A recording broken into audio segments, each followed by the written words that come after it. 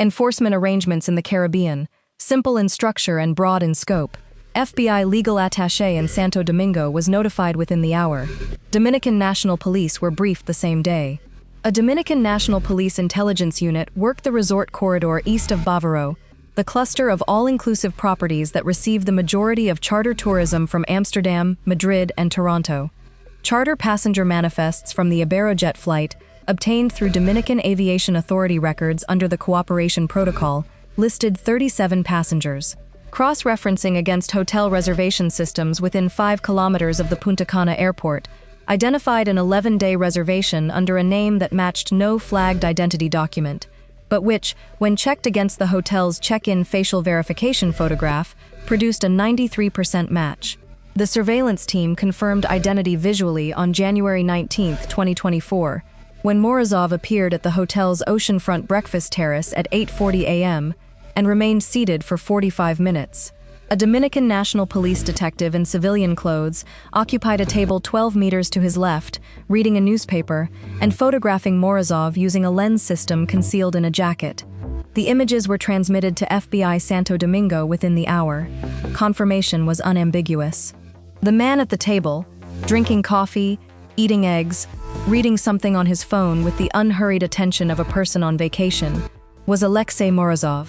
He returned to the same table at the same hour on January 20th and January 21st. On January 22, 2024, 4 Dominican National Police officers approached the table simultaneously from different angles, identified themselves in Spanish, and placed him under arrest.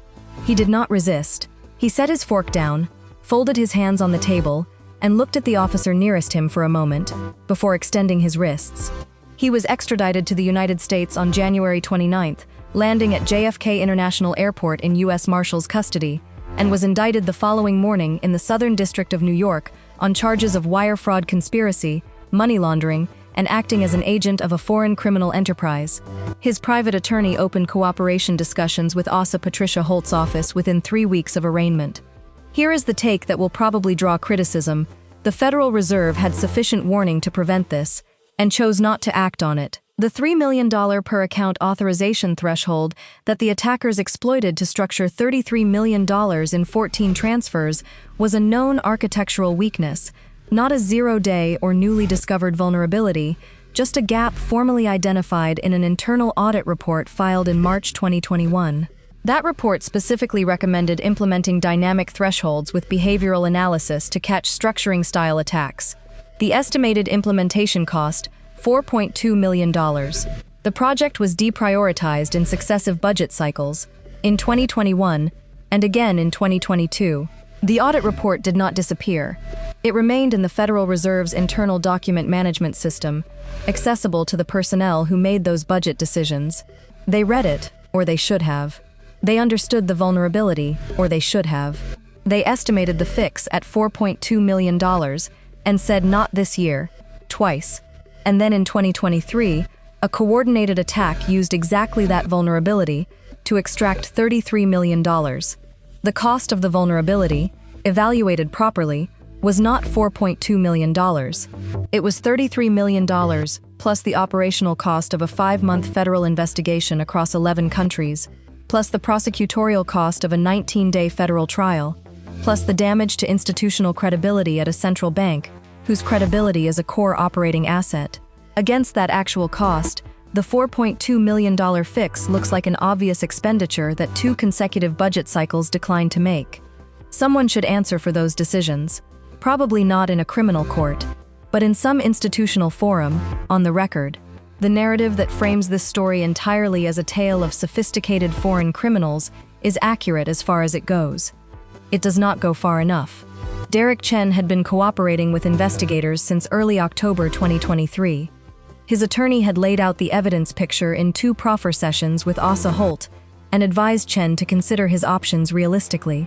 The financial records were conclusive: 8 cash deposits totaling $82,500, spread across 16 months through 3 different bank branches, each structured below the $10,000 currency transaction reporting threshold.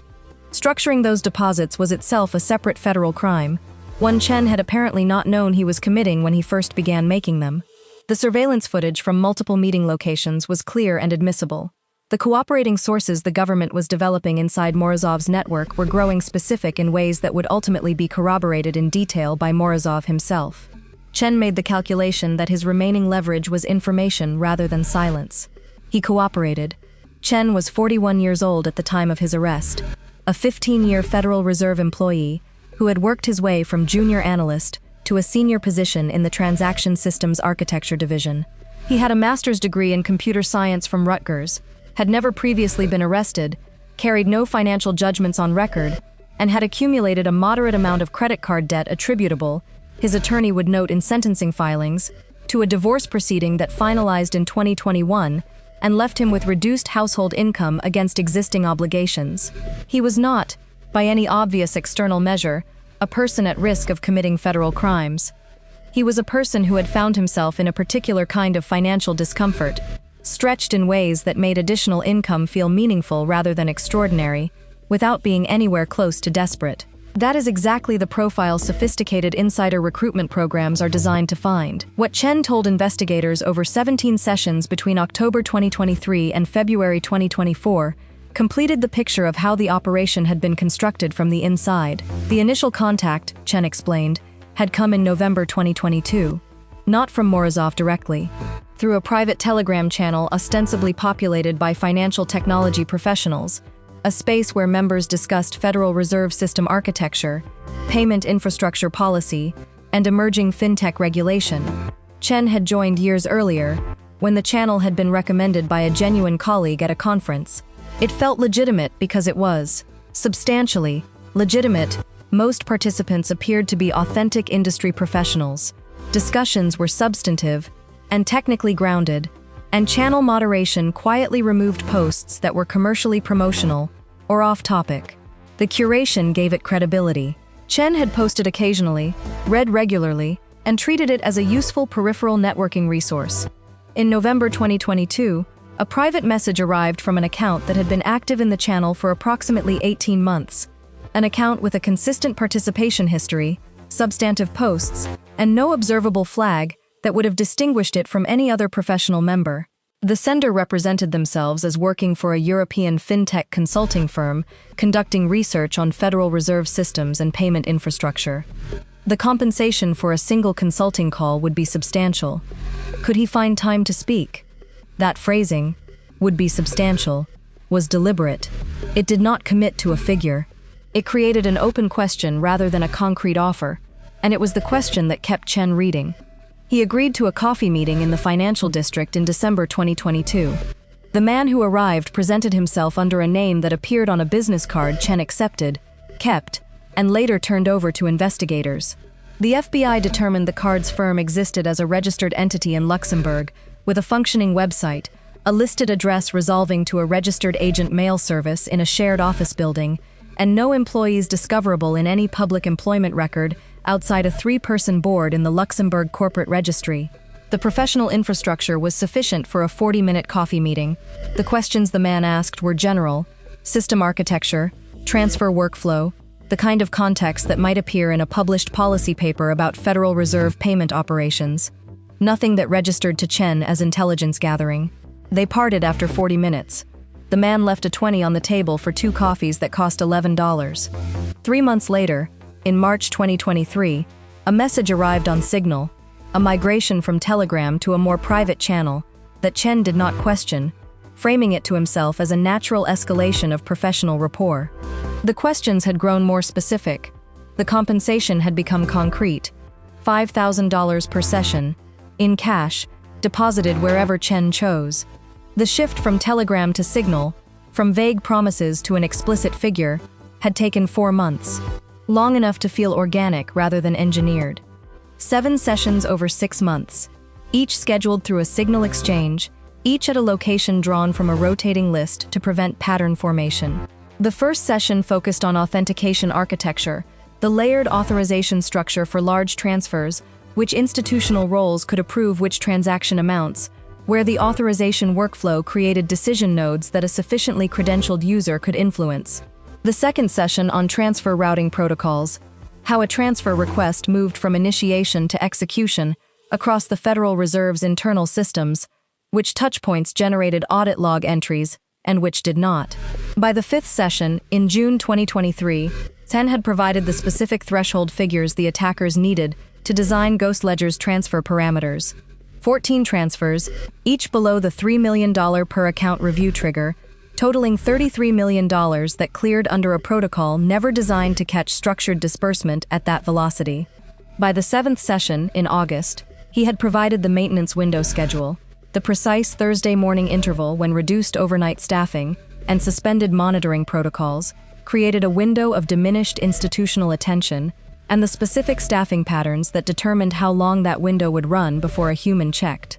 He told himself it was consulting. He told himself the information was structural, not operational, context, not a blueprint. He told himself the firm on the business card was real.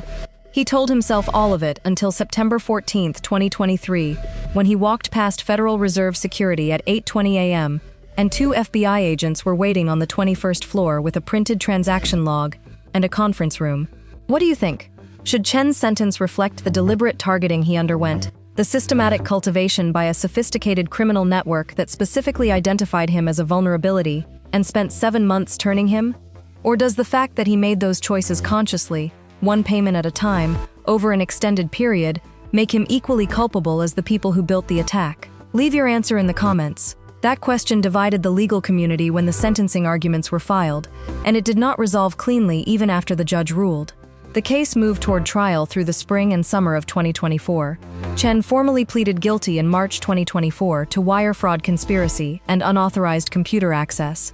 His cooperation agreement was filed concurrently. At the plea hearing, his attorney argued that Chen had been systematically targeted and exploited by foreign criminal actors who invested months in identifying his vulnerabilities, which was accurate, and which did not alter the legal facts of what he had done. Sorokin's extradition from Slovakia finalized on April 15, 2024, after the Slovak appellate court rejected his final procedural challenge. He arrived at Newark Liberty International Airport under U.S. Marshals custody, was transferred formally to FBI custody at the Jetway, and was transported directly to the Metropolitan Correctional Center in Lower Manhattan. He did not speak to journalists. He looked at the arrival hall and said nothing. Morozov's cooperation had been productive. By the time of Sorokin's extradition, Morozov had identified additional Ember Thread network members across 3 countries, provided financial account information that facilitated additional asset freezing orders totaling $8.3 million in previously unidentified funds, and clarified the structural division of responsibility within the network. His testimony placed Sorokin as the operational director of the Federal Reserve attack, the individual who had approved the target selection in early 2023, approved the use of Chen as an insider asset, personally managed the network's operational security protocols for the project, and personally directed the post-operation cleanup at the Weehawken meeting. Morozov's account also addressed the target selection process directly. According to his testimony, Ember Thread had evaluated 4 potential targets over an 8-month period in 2022 and early 2023. 2 other major U.S. financial institutions, and 1 European central bank. The Federal Reserve had been selected on 3 factors that aligned simultaneously: the documented gap in its authorization threshold architecture, identifiable through open-source Federal Reserve payment system documentation, the existence of a potential insider channel represented by Chen, whose activity in the professional Telegram network had been flagged by an Ember Thread analyst as a likely accessible target 18 months before any contact was initiated, and a historical assessment of Federal Reserve cybersecurity incident response patterns, which Ember Thread's technical analysts judged as operationally reactive rather than proactive, an institution that would detect and respond, but that did not continuously monitor for the specific attack pattern they intended to deploy. They had not selected the Federal Reserve because it was the largest target. They selected it because 3 specific operational factors aligned at the same time. By April 2024, total recovered funds stood at $25.8 million, 78% of the original $33 million. $7.2 million remained unaccounted for. Approximately $5 million locked in the Dubai property structure, established by Ember Thread entities in late October 2023. $2.2 million believed to have been physically withdrawn in cash through ATM networks in Turkey and the UAE, before international cooperation requests reached those jurisdictions. That cash was functionally gone. The trial of Viktor Sorokin opened before Judge Mary Brennan, of the U.S. District Court for the Southern District of New York on October 14, 2024. 19 days of testimony, 414 exhibits, server logs, blockchain transaction records, financial documents spanning 11 countries, surveillance footage from 4 cities on 2 continents. The courtroom was large by federal standards: high ceilings, dark wood paneling, gallery seating for approximately 60 observers. Press credentials had been issued to 12 journalists representing wire services and major financial press outlets. The gallery filled on opening day and remained roughly 2/3 occupied throughout the trial's 19 days. Sorokin's demeanor in court was consistent from first day through last. Attentive, composed, occasionally making notes on a yellow legal pad in a script the gallery could not read. He displayed no visible reaction to testimony, including Morozov's, including Chen's, including the forensic analyst who walked the jury through Ghost Ledger's architecture line by line across an entire afternoon session. Sorokin's defense mounted a challenge that was technically coherent even if ultimately unsuccessful. The central argument: digital attribution is not identity. Yes, Ghost Ledger bore technical characteristics associated with Ember Thread. Yes, Sorokin had been previously connected to Ember Thread by European authorities. But had the government proven, beyond a reasonable doubt, that Viktor Sorokin personally directed this specific operation, rather than simply being a known associate of an organization that conducted it? The facial recognition match from the Weehawken Hotel was challenged on accuracy grounds. Defense experts argued that image quality and capture distance rendered the 91% confidence figure methodologically overstated. The BDE IP address access was contested on chain of custody documentation grounds. His attorneys argued that digital fingerprints could be mimicked by sophisticated actors attempting to implicate a known associate, that attribution methodology in cybercrime cases remained operationally imprecise, and that the government had proven an organization was responsible without establishing Sorokin's personal operational role within it. The government presented Morozov's testimony on the 8th day of trial. Morozov testified for 3.5 days under direct and cross-examination. On direct, he described in specific detail 12 discrete conversations with Sorokin regarding the Federal Reserve operation, the initial briefing on target selection, a meeting in Vienna in April 2023, where Sorokin reviewed Chen's accumulated information and authorized the operation to proceed, 2 encrypted communications exchanges regarding execution timing, and the September 26th meeting in Weehawken where Sorokin had directed the post-operation cleanup and final financial distribution. Morozov identified Sorokin in open court without hesitation. On cross-examination, Sorokin's defense worked to establish that Morozov was a convicted criminal whose cooperation agreement created direct incentive to provide testimony the government found satisfactory, regardless of its accuracy. Morozov acknowledged the agreement and maintained his account. He was cross-examined for 6 hours over 2 days and did not materially alter a single factual statement. Chen testified on days 12 and 13. His account of the 7 sessions, the progression of information requests, the cash payments, and the September 14th morning was consistent with every prior cooperation statement. Under cross-examination, Chen acknowledged he had never personally met Viktor Sorokin. His interactions had been exclusively with the individual Morozov's testimony identified as a recruiter, operating under Sorokin's direction. The defense used this to argue that Chen's testimony established Morozov's involvement without directly establishing Sorokin's personal role. The government's rebuttal on that point was the burner phone. The message Sorokin had sent to Morozov at 1:28 a.m. on September 26th, "Move now. They'll be at the hotel by morning. Don't contact me until you're clear," was sent from a device found in Sorokin's possession when Slovak police arrested him in Bratislava. Forensic analysis confirmed it as the origin of the signal message. The message was sent to Morozov's known encrypted communication account. Morozov, testifying under his cooperation agreement, confirmed receiving it and confirmed that Sorokin had been present in room 114 of the Royal Motor Inn that night, and provided a detailed account of the conversation. Sorokin directing the distribution of recovered funds, Sorokin assessing the exposure risk created by Chen's arrest, Sorokin issuing the instruction that produced the 1:28 a.m. message and both men's departure from the hotel within minutes of each other. A man who had nothing to do with an operation does not personally manage the cleanup of that operation at 1:30 a.m. in Weehawken. The jury deliberated for 11 hours across 2 days. The foreperson noted in a subsequent press statement that the deliberations were not 11 hours of substantive disagreement. They were 11 hours of methodical review. The jury had requested 7 exhibits be redisplayed, all of them related to the Bratislava device forensics, the signal message, and Morozov's identification of Sorokin in room 114 of the Royal Motor Inn. The jury worked carefully. That is what the evidence warranted. On November 14, 2024, Viktor Sorokin was found guilty on all counts: wire fraud, conspiracy to commit computer fraud, money laundering conspiracy, and participation in a criminal enterprise. Every count, unanimous. There is a line in the federal indictment that reads almost like something from a thriller.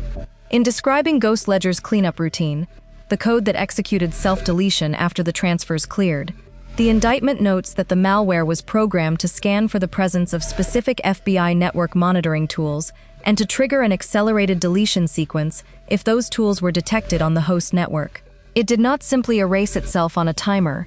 It checked for the specific investigative tools that the FBI Cyber Division deploys in the first hours of a cyber incident response. Whoever wrote that code had enough direct experience with FBI cyber investigations to know which tools would arrive and to build a countermeasure against them by name. That is not general operational security. That is institutional knowledge of how the people hunting you work. The forensic team that processed the Federal Reserve's affected systems found the deletion attempt in the log remnants and spent 11 days reconstructing what it had tried to erase. They recovered 62% of the targeted audit trail. That 62% was sufficient, but the person or persons who wrote that deletion routine had reasons, operational experience, or sources, or both, to know exactly which tools to run from.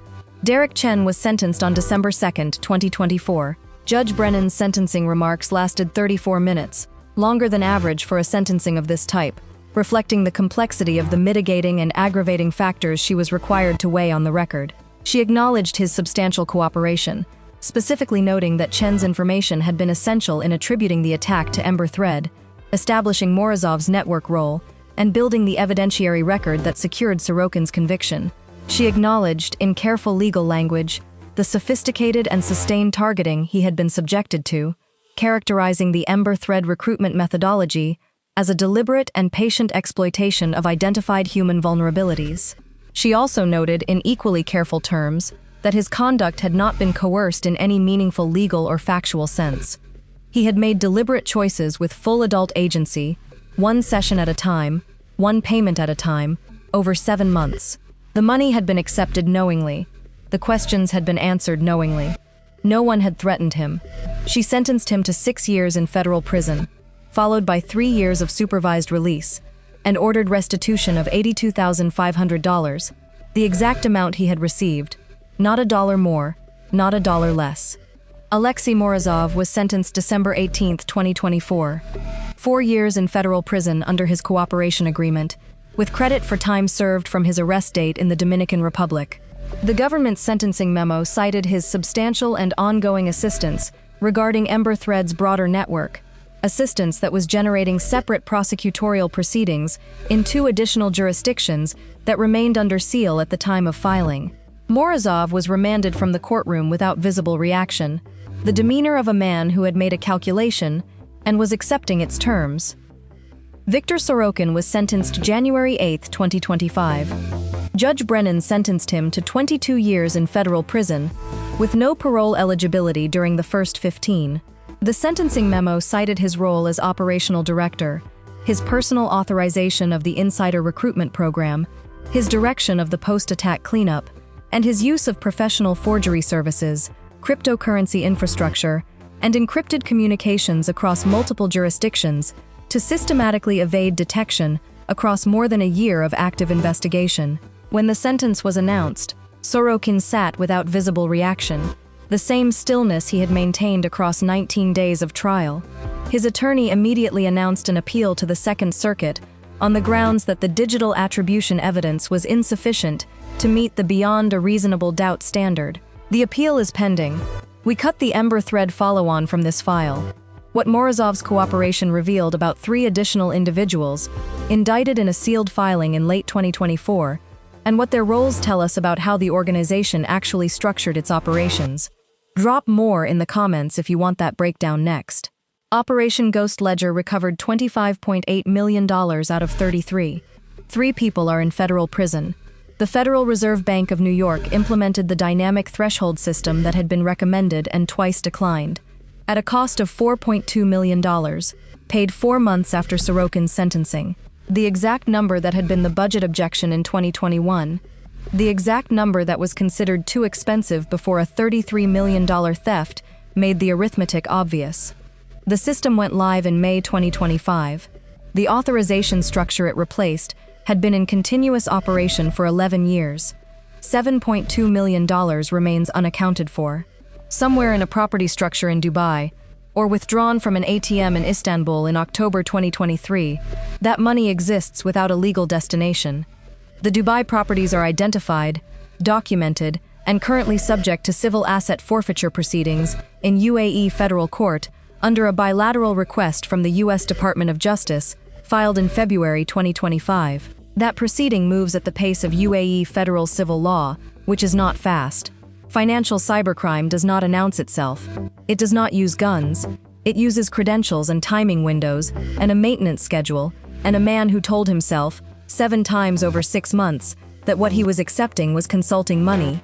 It uses a 43-second network connection from a laptop in Flushing to a relay server in Kyiv. It uses the architecture of institutional trust as its primary attack surface. The Federal Reserve's systems were not broken by a flaw in the code. They were broken by a flaw in a person, found and activated by operators who had been studying that institution for a year before they made contact. If federal case files are why you're here, subscribe. We go inside the operations that most coverage walks past. The bell is on the right.